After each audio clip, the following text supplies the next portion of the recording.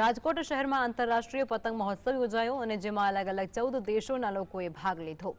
આંતરરાષ્ટ્રીય પતંગ મહોત્સવના પતંગ રસિયાઓ અલગ અલગ પ્રકારની પતંગો લઈ અને રાજકોટ ખાતે આવી પહોંચ્યા હતા। તેઓએ ઉત્સાહપ્રેરક વાતાવરણમાં રાજકોટમાં પતંગ ઉડાડવાની મજા માણી હતી। જ્યારે આંતરરાષ્ટ્રીય પતંગો જોવા માટે રાજકોટવાસીઓ પણ મોટી સંખ્યામાં ધર્મેન્દ્રસિંહજી કોલેજના ગ્રાઉન્ડ ખાતે પહોંચ્યા હતા। ત્યારે ઉલ્લેખનીય છે કે રાજકોટ મનપા દ્વારા દર વર્ષે આંતરરાષ્ટ્રીય પતંગ મહોત્સવનું આયોજન કરવામાં આવે છે અને જેમાં રંગબેરંગી પતંગો ઉડાવી અને પતંગબાજો પોતાનું કૌશલ્ય રજૂ કરતા હોય છે। Oh, I don't like to fly kites.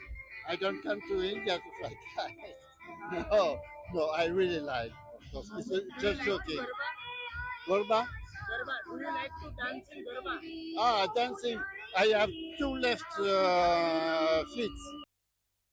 રંગીલા રાજકોટમાં એવરી યર આખા વર્ષ દરમિયાન કેટલા બધા ઉત્સવો થતા હોય છે। હોલી, દિવાળી અને આ જે ઉત્સવ છે કાઇટ ફેસ્ટિવલ, આપણે એવરી યર 2024 હોય 2025 હોય કે કોઈ પણ વર્ષ હોય કંઈક ને કંઈક નવું યોજાતું હોય છે અને આંતરરાષ્ટ્રીય વિદેશી લોકો એટલે કે જે ફોરેનર્સ લોકો હોય પતંગોત્સવમાં ભાગ લેવા આવતા હોય છે, પતંગોત્સવ જોવા આવતા હોય છે।